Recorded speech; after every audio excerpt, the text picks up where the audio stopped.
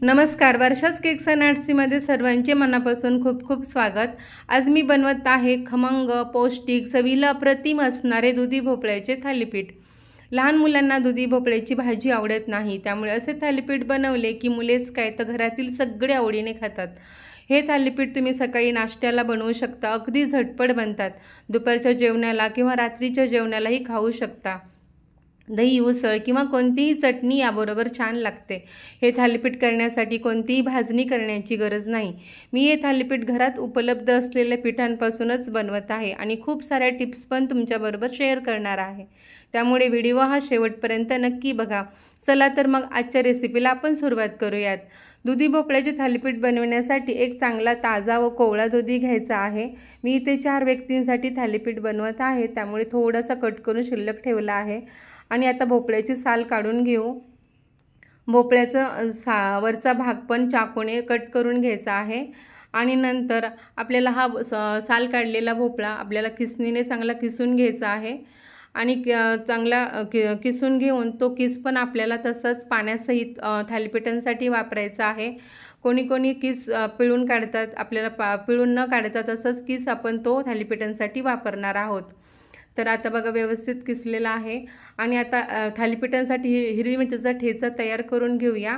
त्यासाठी मी 10 ते 12 लसूण पाकळ्या घेतलेल्या आहेत, हिरव्या मिरच्या घेतलेल्या आहेत 10 ते 12 आणि जिरं घेतलेलं आहे। जिरं आणि लसूण यामुळे आपलं थालीपीठ चांगलं खमंग छान बनतं आणि लसणाचा फ्लेवर छान थालीपीठांमध्ये येतो। आता हे पाणी न घालता आपण मिक्सरला ओबडधोबड त्याचं फिरवून घेऊया। आता एका प्लेटमध्ये हा ठेचा काढून घेऊ। आणि आता आपण जो किसलेला होता किस त्याच्यामध्येच आपण आता पीठ घालून घेऊयात। इथे मी 2 वाटी ज्वारीचं पीठ घेतलेलं आहे, 1 वाटी गव्हाचं पीठ घेतलंय आणि 1 वाटी बेसन पीठ घेऊ। तर आता हे पीठ मी चांगलं चाळणीने चाळून घेतलेलं आहे। यामध्ये आपण अगोदर केलेला ठेचा, हिरव्या मिरचीचा ठेचा घालून घेऊयात। चवीनुसार मीठ घालून घेऊ। आणि नंतर इथं 1 चमचा चांगलं खमंग थालीपीठ होण्यासाठी धनिया पावडर घातलेली आहे। आणि थोडंसं कलर येण्यासाठी लाल मिर्च पावडर घालून घेऊ आणि थोडंसं हळद घालून घेऊया। हिंग घालून घेऊ आणि थोडंसं छोटा चमचा आपल्याला ओवा घालायचा आहे। थोडा कुस्करून घ्यायचा आहे, त्यामुळे ओव्याचा फ्लेवर थालीपीठांमध्ये अगदी छान लागतो। आणि बारीक चिरलेली कोथिंबीर खूप सारी घालून घेऊ। आता हे असंच मिक्स करून घेऊया। आणि भोपळ्याचा किस हा ओला असतो, त्याला स्वतःचंच पाणी असतं, त्यामुळे या पाण्यामध्येच आपण आता थोडंसं मिक्स करून घेऊया। आणि व्यवस्थित मिक्स केल्यानंतर आपल्याला अंदाज येतो, जेवढं लागेल तेवढंच आपल्याला पाणी एक्स्ट्रा घ्यायचं आहे। पूर्ण बाइंडिंग, पूर्ण त्याचा पीठ भिजवण्यासाठी, त्याचा एक गोळा तयार करण्यासाठी। आणि व्यवस्थित लागेल असं पाणी घेऊन आपल्याला त्याचा गोळा चांगला मऊसूत गोळा बनवायचा आहे। आता इथे मी थोडंसं पांढरे तीळ घालायला विसरले, तर तिळामुळे हे थालीपीठ चांगले पौष्टिक बनतात आणि तीळ हे आपल्यासाठी, लहान मुलांसाठी खूप गरजेचं आहेत, खाल्ले पाहिजेत। त्यामुळे इथे मी 1 ते 1.5 चमचा तीळ घातलेले आहेत। थालीपीठांमध्ये तीळ छान लागतात। आणि इथं बघा व्यवस्थित पाण्याचा हात घेऊन आपल्याला त्याचा चांगला व्यवस्थित गोळा बनवला आहे। जास्त घट्टही नाही आणि जास्त लूजही नाही, व्यवस्थित करायचा आहे, जेणेकरून आपल्याला तो त्याचा थापता आला पाहिजे, हातानेच थापवायचा आहे। आणि व्यवस्थित बघा व्यवस्थित छान झालेला आहे। आणि आता अर्ध्या तासांसाठी आपण झाकून ठेवूयात, चांगला मुरून देऊ ते। आणि नंतर आपल्याला सुती कापड घ्यायचं आहे। सुती कापड पाण्यात भिजवून आपण पोळपाटावर घेऊया। थालीपीठ भाजण्यासाठी सुती कापडाचाच इथं वापर करायचा आहे। आणि आता अर्धा तास झालेला आहे, आपण थालीपीठ थापून घेऊयात। एक बघा व्यवस्थित एक उंडा घेऊया। पाण्याचा हात घेऊन आपल्याला तो थापून घ्यायचा आहे। तुम्हाला जेवढा लहान मोठा साईजचा करायचा आहे तेवढं थालीपीठासाठी उंडा करून घ्यायचा। आणि तोच ओल्या कापडावर व्यवस्थित पाण्याचा हात घेऊन आपल्या बोटांनीच पसरवायचा आहे, व्यवस्थित थापून घ्यायचा आहे। जास्त जाडही नाही आणि जास्त पातळही नाही, मध्यम साईजचाच आपल्याला थापून घ्यायचं आहे। हे करत असताना मी गॅसवर तवा पण तापायला ठेवला आहे। व्यवस्थित छिद्र करायचे आहेत। व्यवस्थित झालेलं आहे आपलं थालीपीठ। आता आपण तवा गरम झालेला आहे, तव्यावर तेल टाकून असंच कापडासहित काढून घेऊ आणि कापडावर शिंतोडे पाण्याचे घालून तसं कापड पटकन उचलून घ्यायचं आहे। आता ह्या थालीपीठांच्या साईडला आपल्याला तेल थोडंसं चमच्याने घालून घेऊ, छिद्रांमध्ये पण घालून घेऊ। छिद्रांमुळे थालीपीठ आतपर्यंत चांगलं शिजलं जातं।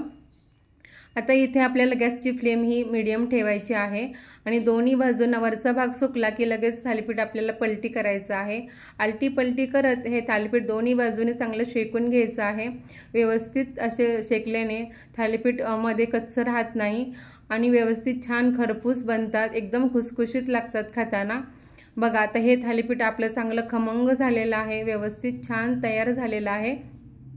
दुसरं थालीपीठ पण आपण असंच करून घेऊ। तर बघा परत दुसऱ्यांदा पण आपल्याला कापड पिळून घ्यायचं आहे पाण्यामध्ये आणि पाण्याचा हात घेऊन दुसरा उंडा घेऊन असंच थापून घ्यायचं आहे आणि पाणी जसं लागेल तसं पाण्याच्या हाताने चांगलं पसरलं जातं हे पीठ आणि चांगला व्यवस्थित त्याचा आकार देऊन मध्यम आकार करून व्यवस्थित मध्ये पण छिद्र करून व्यवस्थित चांगलं पसरवायचं आहे आणि गरम तव्यावर तेल चमच्याने घालून कापडासहित उचलून घालून घेऊया। तर व्यवस्थित पाण्याचा शिंतोडा मारून लगेच कापड आपल्याला काढून घ्यायचं आहे आणि परत साईडला तेल सोडून आपल्याला व्यवस्थित गॅसची फ्लेम ही मीडियमच ठेवायची आहे आणि थोडंसं चेक करायचं झालं का की 2 ते 3 मिनिटात सुकतं। वरचा भाग सुकला की पलटी करायचा आहे। आलटी पलटी करत आपले हे थालीपीठ आपले छान खरपूस तयार होतात। एकदम छान झालेले आहेत, एकदम चवीला अप्रतिम पौष्टिक खमंग असे थालीपीठ आपले तयार आहेत खाण्यासाठी। तुम्ही दही बरोबर किंवा उसळ बरोबर किंवा चटणी बरोबर अगदी खूप छान लागतात। मुलांना समजतही नाही की यात आपण दुधी भोपळा घातला आहे। एकदम पौष्टिक असे थालीपीठ आपले तयार आहेत।